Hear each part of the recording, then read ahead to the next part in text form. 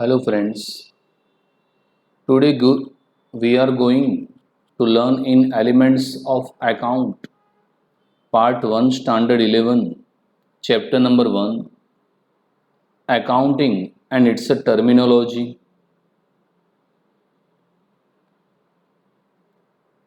So here you can see our 2019-20 Shining Stars result. If you all are working hard, you can also achieve such type of result in 12th Commerce board examination.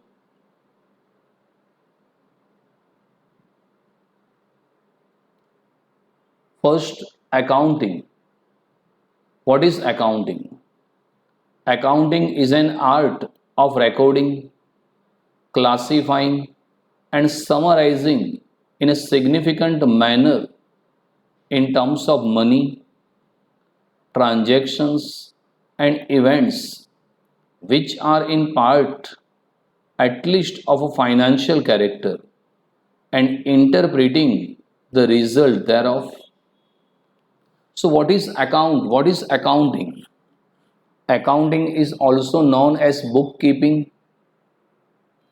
तो आपके लिए first time है account क्या है. So accounting is an art. Why accounting is an art? Because all students can not make accounting. सभी student account नहीं लिख सकते. साइंस के स्टूडेंट या आर्ट्स के स्टूडेंट अकाउंट नहीं लिख सकते. ये सिर्फ कॉमर्स के स्टूडेंट ही लिख सकते हैं, क्योंकि अकाउंटिंग के लिए उसके बेसिक रूल्स हैं जो आपको सेकंड चैप्टर के अंदर आएंगे. व्हाट इज उसके डेबिट के रूल्स है, क्रेडिट के रूल्स हैं. वो अगर आप सीखते हो अकाउंटिंग की जो टर्मिनोलॉजी है, what is capital, what is drawing, वो सब आप जानोगे तब आप इजीली अकाउंट लिख सकते हो.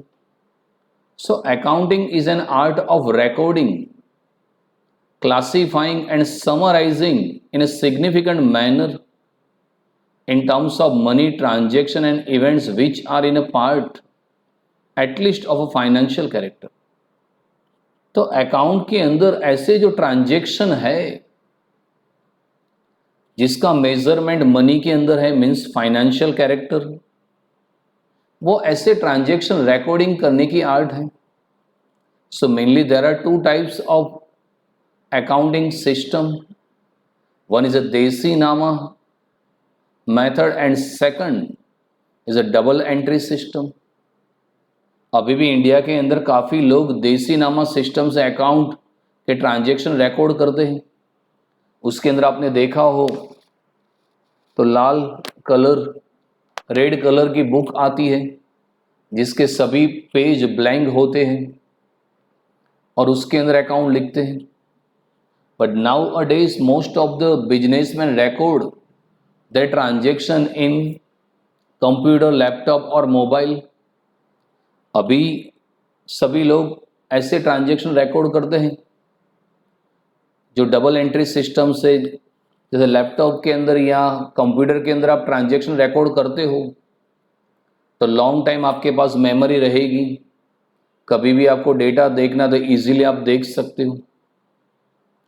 एंड क्लासीफाइंग इन बिजनेस जो ट्रांजेक्शन होते हैं, we have to classify whether it is income और एक्सपेंस है, तो परचेज है, सेल्स है, तो सभी ट्रांजेक्शन का क्लासीफाइजिंग होता है.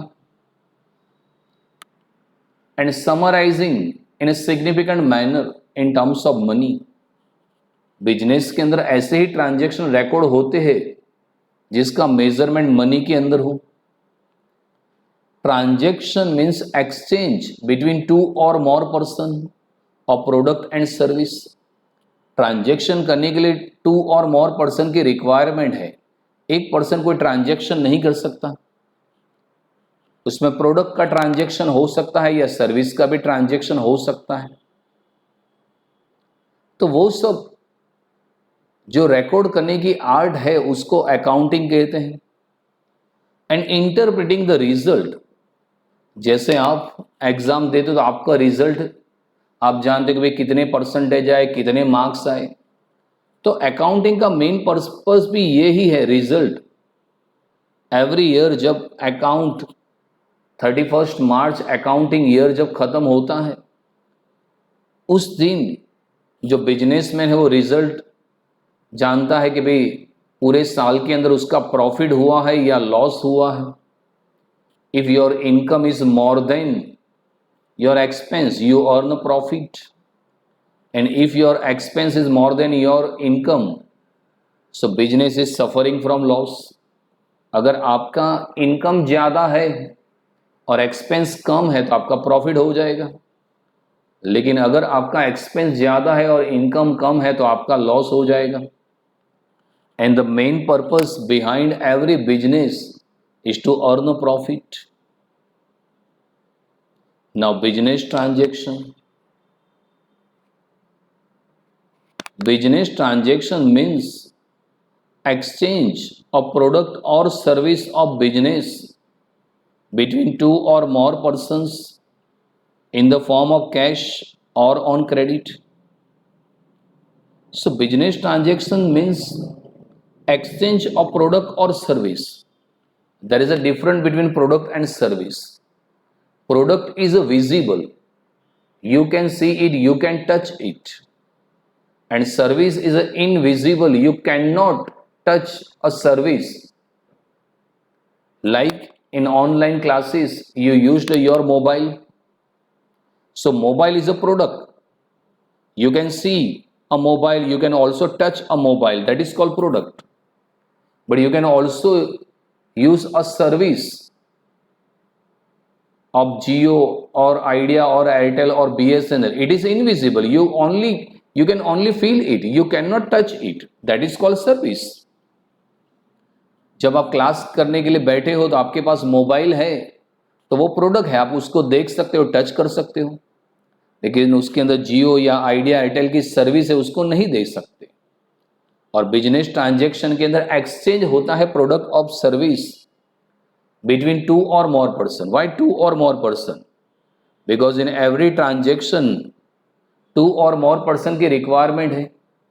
एक पर्सन कभी भी ट्रांजैक्शन नहीं कर सकता. जैसे हम अभी ऑनलाइन क्लासेस ले रहे हैं, सो it is a exchange of service. एक तरफ टीचर है तो सामने स्टूडेंट है, तो यहाँ पर भी टू और मोर पर्सन है. जब आप स्टेशनरी परचेस करने के लिए गए तो एक आप पर्सन थे, एक सामने वाला पर्सन था, तो वहां पर एक्सचेंज हुआ प्रोडक्ट का. उसने आपको प्रोडक्ट दिया, आपने उसको अमाउंट दिया इन द फॉर्म ऑफ कैश और ऑन क्रेडिट. आपका ट्रांजैक्शन कैश के अंदर भी हो सकता है या क्रेडिट के अंदर भी हो सकता है. अगर आपने स्टेशनरी परचेस की तो इमीडिएटली उसको कैश दे दिया, this is called cash transaction. लेकिन आपने बोला अंकल मैं आपको नेक्स्ट डे दे दूंगा या एक वीक के बाद पेमेंट करूंगा, that is called credit transaction. So mainly there are two types of transaction, cash transaction and credit transaction. आप कैश के अंदर भी परचेस कर सकते हो या क्रेडिट के अंदर भी परचेस कर सकते हो. So business transaction means exchange of product और service of business between two और more person in the form of cash और on credit. Business transaction is always a economic transaction. Economic transaction means transaction which can be measured in terms of money. So business transaction is always economic transaction. So what is economic transaction?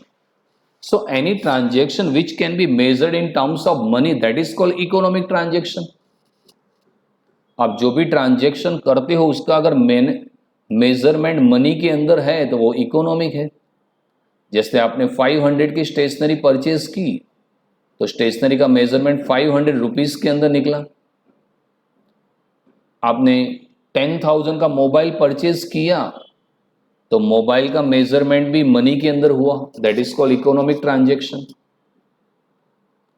Business transaction comes into existence through medium of cash और on credit condition.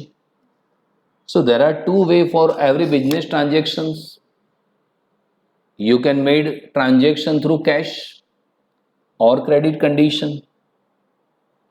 कई businessman है वो transaction cash के अंदर करते हैं, जैसे Reliance mall है वो प्रोविजन की आइटम या वेजिटेबल्स वो बेचता है, वो कैश के अंदर बेचता है। यार आपके घर के आसपास भी कोई प्रोविजन स्टोर वाला है, वो कई बार कैश में भी ट्रांजेक्शन करता है, कई बार क्रेडिट के अंदर भी ट्रांजेक्शन करता है। So business transaction comes into existence through two way, cash और on credit condition. Example cash transaction of business, goods of 5,000 sold to Rajnikant for cash. This is an act of business. Cash is received against goods. Its economic value is 5,000. This is business transaction where Rajnikant is a separate person. Goods is a product. 5,000 is the economic value which is received on the spot. Money is exchanged against goods. All conditions of business transaction are fulfilled. So this is the example of cash transaction. Look, goods of 5,000 sold to Rajnikant for cash. In this transaction, a specified word is given, cash. So this is called cash transaction. क्योंकि यहां पर रजनीकांत को आपने goods sale किया है cash के अंदर। So this is called a act of business and this is economic value. So there is a exchange of amount and goods between Rajinikanth and us. आपने रजनीकांत को 5,000 के अंदर गुड्स सेल किया कैश के अंदर, तो उसने आपको कैश दिया, आपने उसको गुड्स दिया। So here exchange of cash and goods. So this is called business transaction. Why it is called business transaction? Because this transaction is measured in terms of money. The value of goods is given. Look at the 5,000. So here Rajnikant is a person and here you sold goods. Goods is the one kind of product because you can see it, you can touch it. And 5,000 goods, so it is having economic value. And this goods sold on cash, so money is exchanged against goods के transaction time money exchange हो जाएगा। आपने उसको goods दिया, वो आपको cash दे देगी। So all condition of business transaction are fulfilled. तो जितना कैश ट्रांजेक्शन होगा उतना अच्छा है। आपके पास कैश का कलेक्शन अच्छा होगा तो आपको कलेक्शन के लिए जाना नहीं पड़ेगा और इमीडिएटली आपके पास कैश है तो आप अदर गुड्स भी परचेस कर सकते हो। Now credit transaction of business, goods of 5,000 sold on credit to Rajinikanth with condition to pay the amount within 10 days. So look, in previous example here we goods sold 5,000 to Rajnikant on cash, but look here, this goods sold to Rajnikant on credit, so it is called credit transaction. Previous example के अंदर आपने उसको goods sale किया था, वो cash के अंदर था, यहां पर क्रेडिट के अंदर सेल किया है विद कंडीशन टू पे the amount with in 10 days. यहां पर कंडीशन है कि भाई उसको 10 डेज के अंदर आपको पेमेंट करना पड़ेगा। So goods sold on credit, cash के अंदर क्या होगा, इमीडिएटली एक्सचेंज ऑफ कैश हो जाएगा। लेकिन यहां पर आपने क्रेडिट किया है, so money which is receivable within 10 days, आपको अमाउंट मिलेगी लेकिन 10 दिन के अंदर मिलने वाली है। So this is a credit business transaction where here we sold goods to Rajinikanth, so Rajinikanth is a person, living person. Here we sold goods, so goods is a product because you can see it, you can touch it, and this transaction can be measured in terms of money। आपने 5,000 का बेचा है, so rupees 5,000 having economic value, उसकी economic value 5,000 है, which will be received after 10 days, आपको 10 days के बाद में अमाउंट मिलेगा। money will be received in future against goods. This is a guarantee. उसने गारंटी दी है कि भाई मैं 10 days के अंदर आपको पेमेंट करने वाला हूं, तो ये क्रेडिट ट्रांजैक्शन है.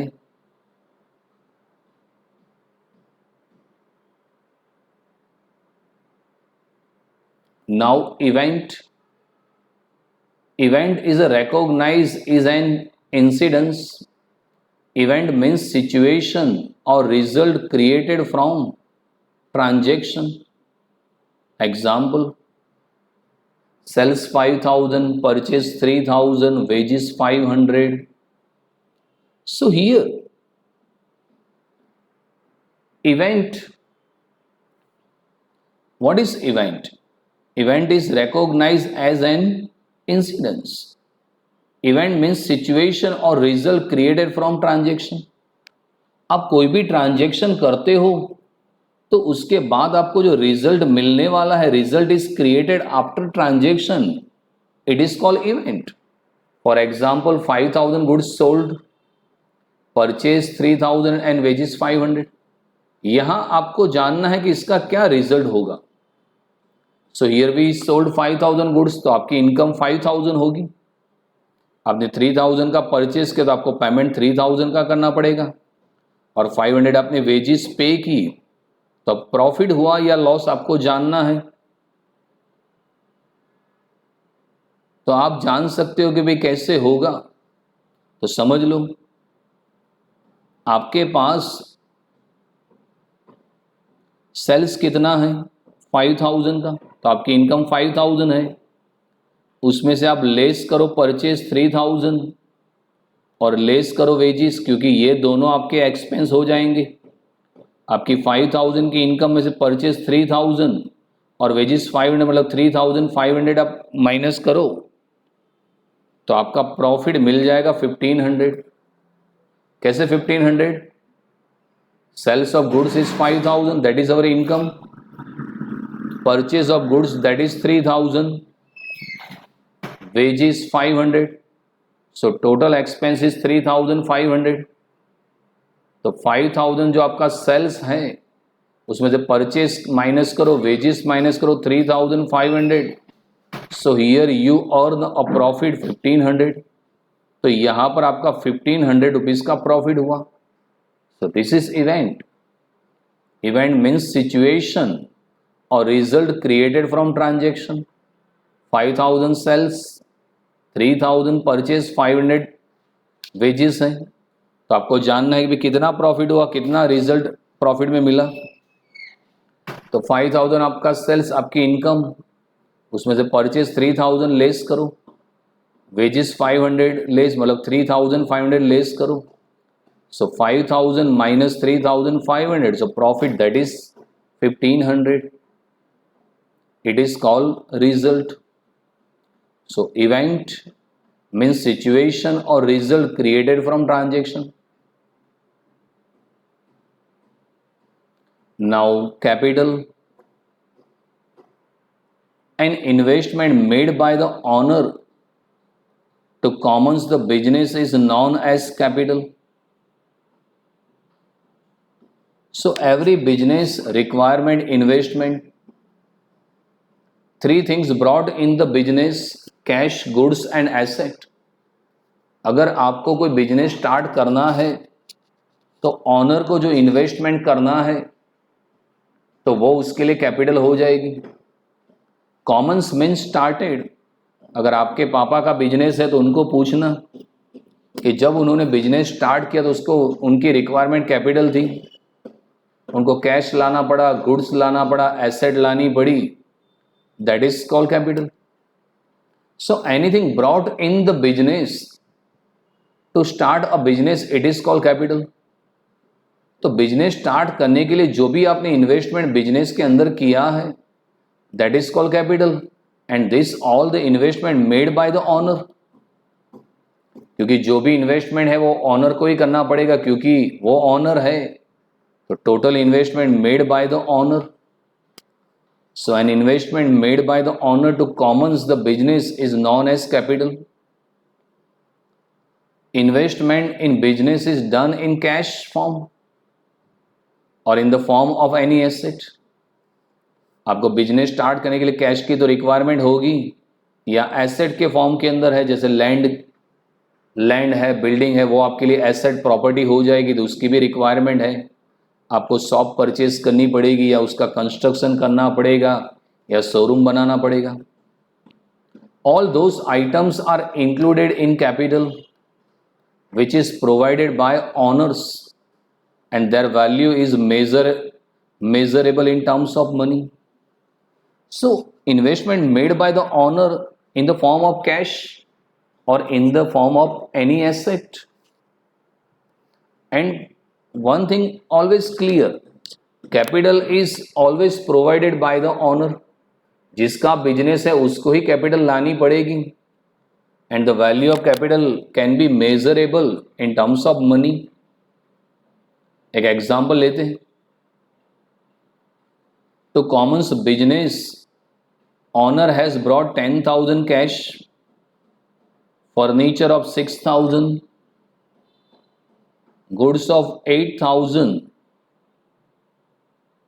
तो एक बिजनेस ऑनर को बिजनेस स्टार्ट करने के लिए सपोज 10,000 के कैश लाए, furniture 6,000, goods 8,000, so 10,000 cash plus 6,000 furniture plus 8,000 goods, so here the capital of owner will be 24,000। तो उसने बिजनेस स्टार्ट करने के लिए जो 10,000 की कैश है, 6,000 का फर्नीचर और 8,000 का goods brought in the business, so the total capital of owner that is 24,000। Now drawing, it is the opposite word of capital. When owner of business withdraws assets from business means cash or goods for personal purpose, this is known as drawing. In capital owner invest कर रहा है business के अंदर, and when owner of the business withdraw anything from the business, cash, goods or asset for personal use, it is called drawing। तो कई बार honour जो हैं वो बिजनेस के अंदर कुछ विड्रॉ कर लेता है, दैट इज कॉल्ड ड्रॉइंग। जैसे आपके पापा की प्रोविजन स्टोर है, तो प्रोविजन स्टोर स्टार्ट करने के लिए उन्होंने जो इन्वेस्टमेंट किया वो उनके लिए कैपिटल है। लेकिन अगर आपके घर के अंदर प्रोविजन की आइटम चाहिए तो आपकी दुकान से ही वो विड्रॉ करेंगे। तो उनकी दुकान के अंदर जो गुड्स है उन्होंने पर्सनल यूज के लिए विड्रॉ करके अपने घर ले गए, तो वो उनके लिए ड्राइंग हो जाएगा। और बिजनेस के अंदर ड्राइंग होगा, जैसे किसी का पापा का मेडिकल स्टोर है, तो जब मेडिकल स्टोर स्टार्ट करने के लिए उन्होंने जो इन्वेस्टमेंट किया वो उनकी कैपिटल है। लेकिन अगर उनके घर के अंदर कोई बीमार है, उनको मेडिसिन चाहिए, तो अपनी दुकान से ही वो मेडिसिन लेंगे। तो उन्होंने मेडिसिन बिजनेस की है जो अपने पर्सनल यूज के लिए विड्रॉ की, तो वो उनके लिए ड्राइंग हो जाएगा। और जो भी बिजनेस ऑनर है वो पर्सनल यूज के लिए विड्रॉ अमाउंट करते रहते हैं, तो वो ड्राइंग हो जाएगा। So when owner of business withdraw याद रखना, assets from business means cash और goods for personal purpose, this is known as drawing. Business start करने के लिए कुछ भी आप ला रहे हो, that is called capital. And anything withdraw from the business for personal purpose, it is called drawing. एक अच्छे से मैं आपको सिखाता हूं।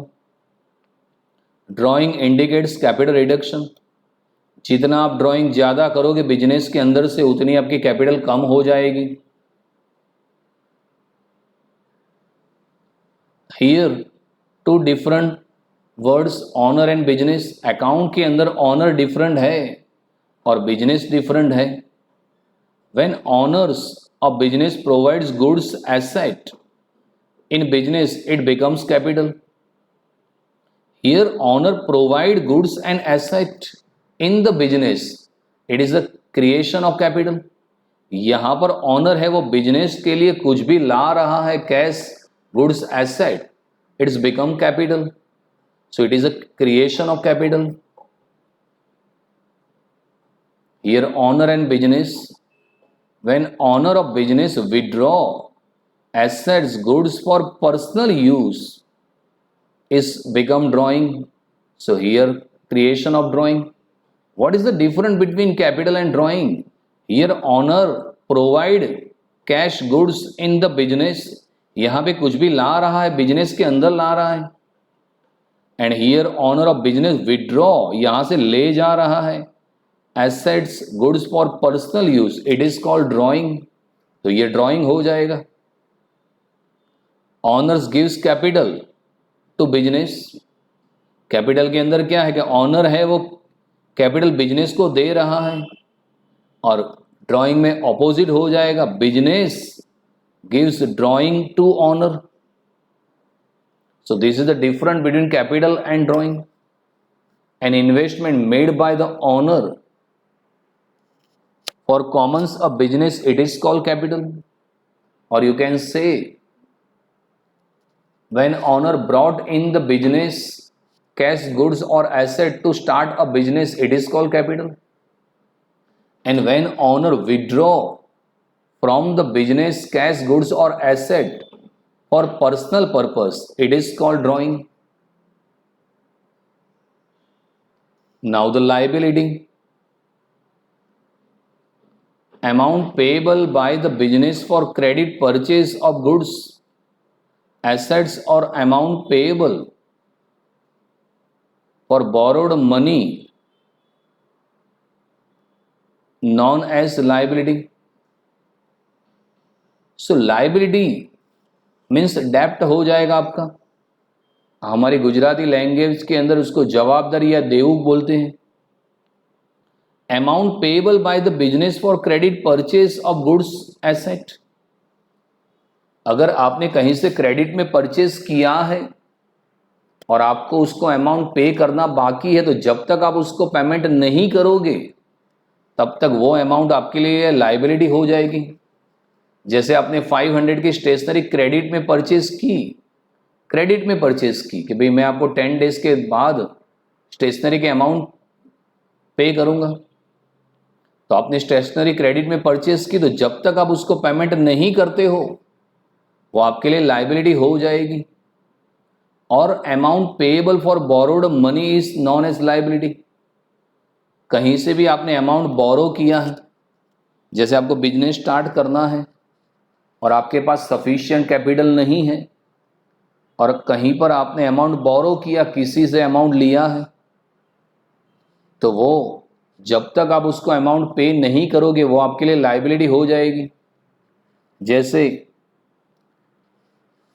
किसी को बिजनेस स्टार्ट करना है तो उसमें 10 लाख की रिक्वायरमेंट है, लेकिन उसके घर पे 5 लाख है, तो उसने 5 लाख खुद के इन्वेस्ट किए, लेकिन अभी 5 लाख कम है, तो उसने बैंक से लोन ली या अपने फ्रेंड से लोन ली या रिलेटिव से लोन ली, अमाउंट बोरो किया. तो जब तक आप बोरो अमाउंट उसको लौटा नहीं देते तब तक उसके लिए वो लाइबिलिटी हो जाएगा. So amount payable by the business for credit purchase of goods asset और amount payable for borrowed money is known as liability. This amount is payable in the future. It is treated as liability till it is not paid by the business. So such amount we have to pay in future. आपको future के अंदर वो amount पे करनी पड़ेगी. और वो कब तक आपके लिए लाइबिलिटी है? It is treated as liability till it is not paid by the business. जब तक आप उसको अमाउंट नहीं पे करते तब तक वो आपके लिए लाइबिलिटी हो जाएगी. So here we can see about liabilities. So liability on the basis of relation, internal liabilities, external liability, and on the basis of time, current liability, non current liabilities. In external liability also current liabilities and non-current liabilities. So this is the classification of liabilities. एक internal liability है, एक external liability है. on the basis of time, current liability, non-current liabilities.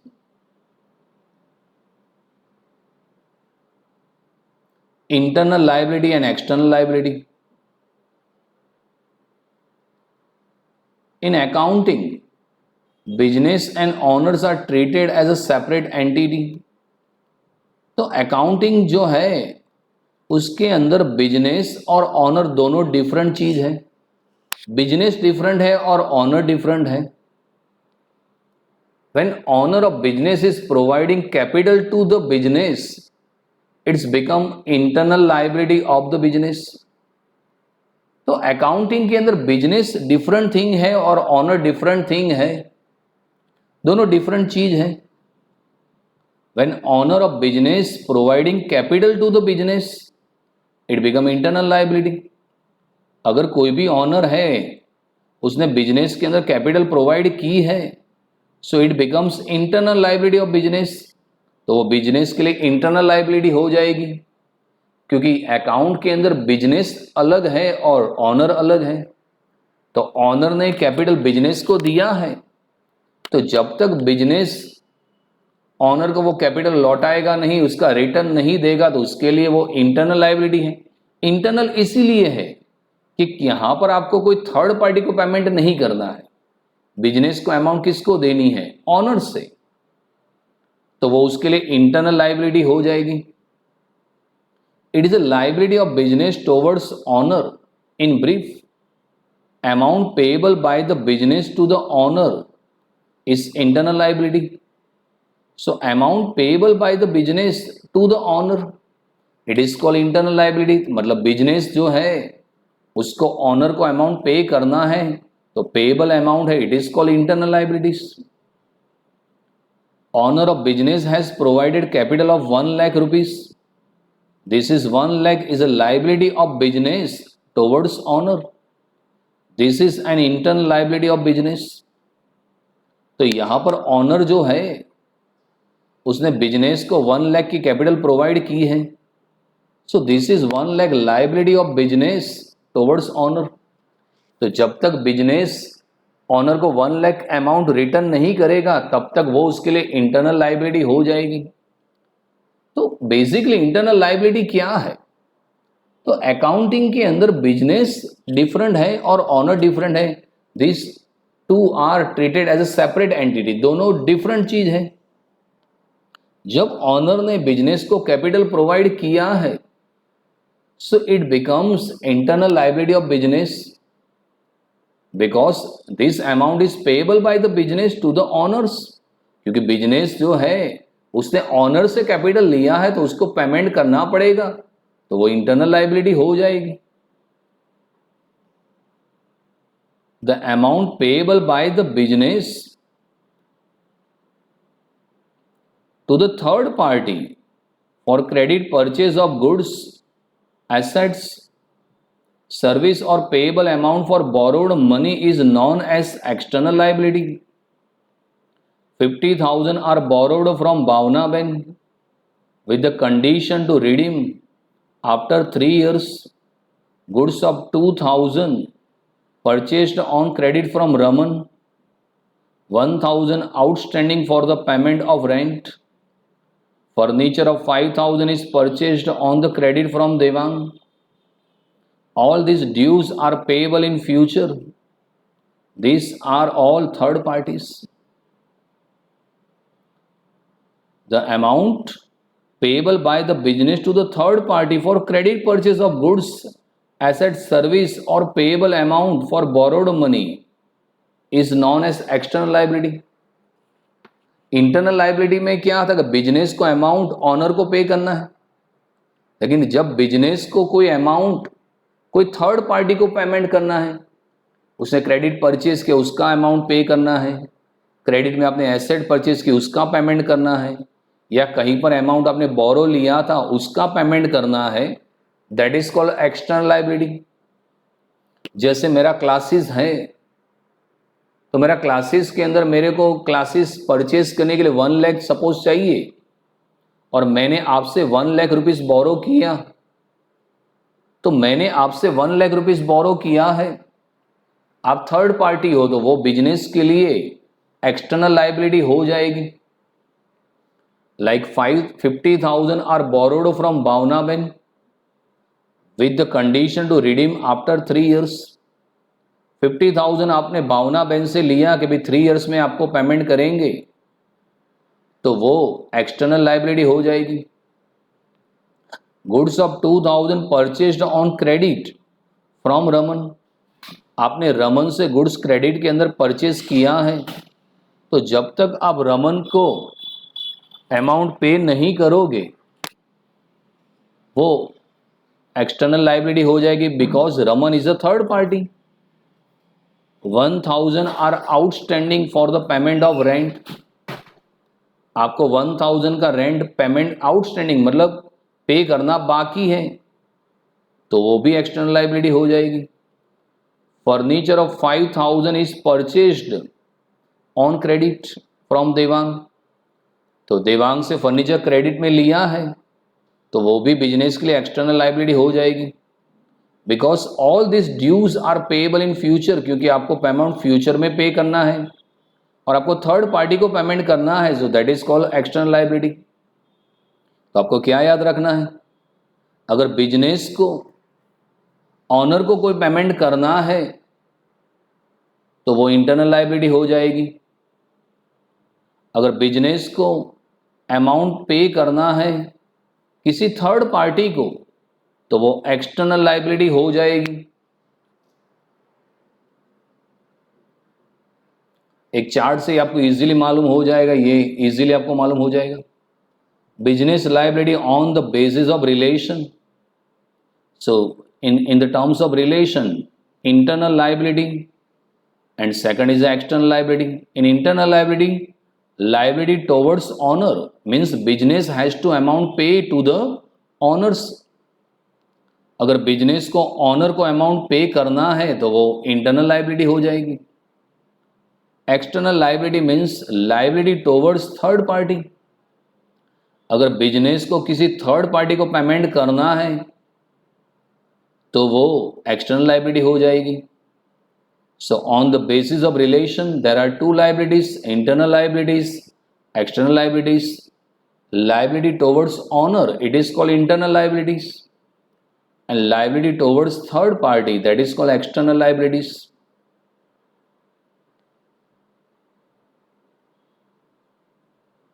Now current liabilities and non-current liabilities। A liability which is to be paid within 1 year by the business is known as current liabilities। Current liability is treated as a short-term liability also। Generally in short-term liability, goods purchased on credit, expense outstanding etc. are included। As above stated, goods purchased on credit from Raman, outstanding payment for rent, credit purchase of furniture etc. So in the terms of time, there are two types of liabilities, current and non-current। A liability which is to be paid within 1 year by the business is known as current liabilities। ऐसी कोई भी liability है जिसका amount आपको 1 साल के अंदर payment करना है तो वो करंट लाइबिलिटी हो जाएगी। जैसे मैंने आपसे 1 लाख रुपीस बोरो किया, मेरे को 1 लाख चाहिए, मैंने आपसे लिया और मेरे को आपको 1 साल के अंदर पेमेंट करना है, तो वो मेरे लिए करंट लाइबिलिटी हो जाएगी। And current liability is also known as a short term liability. Why it is known as short term liability? Because यहां पर आपको पेमेंट 1 साल के अंदर कर देना है। जनरली वो कहां से होती है? गुड्स परचेज ऑन क्रेडिट, आपने क्रेडिट में परचेज गुड्स किया है, तो क्रेडिट में अगर लिया है तो आपको 1 साल के अंदर तो पेमेंट कर देना पड़ेगा, तो वो आपके लिए करंट लाइबिलिटी हो जाएगी। एक्सपेंस आउटस्टैंडिंग, किसी को एक्सपेंस पे करना बाकी है तो 1 साल के अंदर कर देना पड़ेगा। जैसे आप ट्यूशन ले रहे हो तो 1 साल के अंदर आपको ट्यूशन की फी देनी पड़ेगी, तो 1 साल के अंदर आपको पे करना है, तो वो आपके लिए करंट लाइबिलिटी हो जाएगी। जैसे goods purchase on credit from Raman, जैसे आपने रमन से गुड्स क्रेडिट में परचेज किया तो कोई भी मैक्सिमम आपको कितनी क्रेडिट देगा? 1 मंथ, 2 मंथ, 3 मंथ, 2 साल, 3 साल तो देगा नहीं, तो वो करंट लायबिलिटी होगी क्योंकि आपको 1 साल के अंदर उसको पेमेंट करना है। आउटस्टैंडिंग पेमेंट ऑफ रेंट, आपने रेंट किसी को पे करना है तो 1 साल के अंदर तो पे करना पड़ेगा, वैसे तो पर मंथ रेंट पे करना पड़ता है। क्रेडिट परचेज ऑफ फर्नीचर, आपने कहीं से क्रेडिट में फर्नीचर लिया तो 1 मंथ 2 मंथ के अंदर आपको पेमेंट कर देना पड़ेगा। So that is called current liabilities. और liability which is to be paid within 1 year, याद रखना है, a liability which is to be paid within 1 year by the business is known as current liabilities. Now non-current liabilities, a liability which is to be paid during the period of more than 1 year by the business is known as non-current liabilities. Non-current liability is also known as long-term liability of the business. In non-current liability, bank loan, debenture are included as above mentioned amount borrowed from Bhavnaben. So a liability which is to be paid during the period more than 1 year by the business is non-current liabilities. मतलब आपकी कोई liability है और उसका payment आपको जो करना है, so period is more than 1 year, मतलब 2 ईयर, 3 ईयर, 4 ईयर्स के अंदर पेमेंट करना है, 10 ईयर्स के अंदर पेमेंट करना है, तो नॉन करंट लायबिलिटी हो जाएगी। जैसे मेरे को क्लासेस के लिए पैसा अमाउंट चाहिए, अगर 1 लाख रुपीज़ मैंने बोरो किया और 1 लाख रुपीज़ मेरे को 1 ईयर के अंदर पेमेंट करना है, 1 ईयर के अंदर, तो वो करंट लायबिलिटी हो जाएगी। लेकिन वो 1 लाख के लिए मैंने बैंक से लोन लिया, 5 ईयर्स का लोन लिया, बैंक ने मेरे को लोन दिया 5 ईयर्स के लिया, तो वो भी लायबिलिटी है, लेकिन वो पेमेंट मेरे को 5 ईयर्स के अंदर करना है, तो वो मेरे लिए नॉन करंट लायबिलिटी हो जाएगी। So basically current liability means any liability which is to be paid within 1 year, it is current liability. And a liability which is to be paid more than 1 year, यहां पे within 1 year है, more than 1 year it is non current liabilities. Current liability 1 साल के अंदर payment करना है तो उसको शॉर्ट टर्म लायबिलिटी कहते हैं, और यहां पर duration is more than 1 year, it is known as long term liability. अगर मैंने आपसे 1 लाख रुपीज बोरो किया और मैंने गारंटी दी कि मैं आपको 5 ईयर्स के अंदर पेमेंट करूंगा, तो पेमेंट 5 ईयर्स के अंदर करना है, so duration is more than 1 year, so it is called non current liability. लेकिन अगर 1 साल के अंदर आपको अमाउंट पे करना है तो वो करंट लायबिलिटी हो जाएगी। जो छोटे शॉपकीपर है वो बैंक से लोन लेती है, और बड़ी बड़ी जो कंपनी है वो डिबेंचर इश्यू करती है और पब्लिक से अमाउंट बोरो करती है, पब्लिक से अमाउंट लेती है। डिबेंचर का ड्यूरेशन 5 ईयर्स या 10 ईयर्स होगा, तो जो कंपनी है वो पब्लिक को 5 ईयर्स के अंदर पेमेंट करेगी, तो 5 ईयर्स का डिबेंचर होता है, so duration is more than 1 year, so it is called non-current liability, and you can also say long-term liability. So liability which is to be paid within 1 year is known as current liability. A liability which is to be paid during the period more than 1 year, it is called non-current liabilities. एक आपको diagram से दिखाता हूं मैं आपको।